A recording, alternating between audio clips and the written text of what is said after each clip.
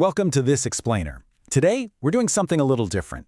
We're cracking open Apple's multi-trillion-dollar empire, but, we're not actually going to look at their microchips or their supply chains or the hardware specs.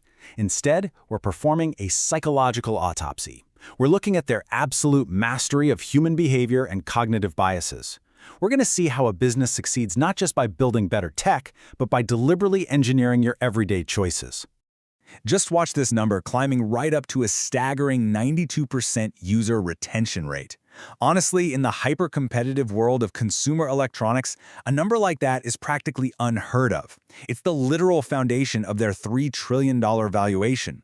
But that retention isn't just some lucky accident of good design. It's actually the result of a continuously evolving, dynamically constructed psychological environment. So let's dive right into our core question here. How exactly did they construct an inescapable psychological trap that consumers willingly and even happily walk right into?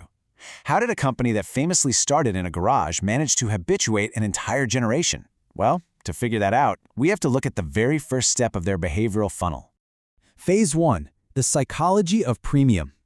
Our autopsy begins with the initial attraction. We're looking at how Apple completely shifted its positioning from being just a technology utility to a deeply personal identity. And they do this by leveraging something called the Veblen effect. Now, normally in economics, when a price goes up, demand naturally goes down. But for luxury goods, a higher price actually increases demand because it signals exclusivity. Apple leveraged this perfectly. Think back to when they leaped from the $699 iPhone 8 to the $999 iPhone X. The tech itself was really only marginally better, but that massive price jump, it proved that consumers will happily pay a premium just to showcase their social standing to the world. But of course, status alone isn't quite enough. You need a real emotional connection. Dating all the way back to their iconic 1997 rebrand, Apple established this kind of outlaw and innovator archetype. The message was subtle, but man, was it powerful. It basically said, if you buy our devices, you're adopting those exact same rare, creative, nonconformist traits. You aren't just buying a phone, you're buying the idea that you, personally, think different. Which honestly is a brilliant psychological trick when you're selling the exact same aluminum rectangle to hundreds of millions of people. And this premium illusion expands right out into the physical world. It starts with that heavy, slow-release anticipation of unboxing their tactile packaging. Then, the whole environment shifts when you enter their retail stores. They're designed with these biophilic elements. Think natural wood, expansive lighting, perfect geometric symmetry. All of this is deliberately constructed to make your brain feel completely calm and safe, essentially lowering your psychological defenses before you even lay a finger on a product. Moving on to Phase 2, engineering the decoy effect. Okay, so now that they have your trust, watch how Apple's pricing grid actively manipulates your purchasing decisions in real time. This is the decoy effect. It's a cognitive mechanism designed to make their absolute most expensive products look like entirely rational, sensible bargains. You might think you're making a totally free choice, but the options have been carefully engineered to steer you toward a specific, highly profitable outcome. Just watch how this dynamic plays out as the options pop up. You start with the $799 base model. Then, they introduce the Pro for $999.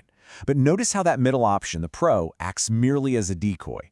Because suddenly, the Pro Max, which has all the best features, appears right next to it for just $100 more. Your brain completely stops comparing the $1099 Max to the $799 base model, and instead, it compares it to the decoy. And this psychological nudge was so incredibly effective that the Pro Max made up a massive 77% of all US iPhone sales in the fourth quarter of 2022. And they reinforce this behavior using something called reference pricing. Apple groups services like iCloud, Apple Music, and TV Plus into a single $16.95 Apple One bundle. By doing this, they establish the individual a la carte cost of $23.95 as your mental anchor. When you compare it to that anchor, $16.95 looks completely reasonable, which effortlessly secures your recurring monthly revenue for them. Which brings us to Phase 3, constructing the walled garden. So how exactly does Apple lock you inside an ecosystem of sheer convenience? Well, they construct walls over time, weaponizing two incredibly powerful human biases, the sunk cost fallacy and loss aversion. As humans, we are biologically hardwired to hate losing things way more than we enjoy gaining them. Apple ensures that the perceived pain, the financial cost, and the data loss of leaving their ecosystem vastly outweighs whatever shiny new benefits a competitor might offer. Visually, you can actually see these walls getting higher with every single purchase you make. The process starts simply enough, right? Just the phone. But then they lock that phone down with a proprietary operating system. Finally, they seal you in with deeply integrated subscription-based services like iCloud, Apple Pay, and the Apple Watch. Soon enough, leaving doesn't just mean buying a new phone. It literally means upending your entire digital life. And a huge part of this control comes down to interface design. Unlike early personal computing, which was all about infinite customization, Apple intentionally takes away your options. They offer a completely rigid, heavily controlled user interface. By habituating you to their specific shortcuts and layouts, often starting from a very young age in schools, they ensure that switching to an Android later in life becomes this massive, exhausting cognitive burden. All right, Phase 4, Tribalism and Blue Bubbles. You know, the most visceral psychological operation Apple runs actually doesn't happen inside the hardware. It happens between people, through the infamous text message color divide. By intentionally forcing Android text messages to appear green on iPhones, Apple essentially creates a continuous visual warfare.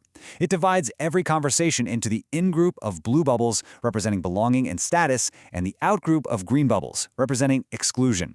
It is, quite literally, engineered social rejection. And let's be clear, this has absolutely nothing to do with color aesthetics. It's a carefully manufactured status symbol. It acts like a not-so-secret handshake among users. It leverages our deep-seated evolutionary need to belong to a tribe, which creates an unintentional yet totally fierce social loyalty to their brand. Peer pressure, essentially, becomes their greatest marketing tool. Finally, Phase 5, Cracks in the ecosystem. However, every walled garden eventually faces a siege, right? We are now watching a massive collision unfold. On one side, you have the UK's Competition and Markets Authority and the EU pushing Apple to allow third-party app stores. On the other side is Apple's tightly closed, unyielding ecosystem. This regulatory pressure is starting to threaten the very foundations of the behavioral control Apple has spent decades building.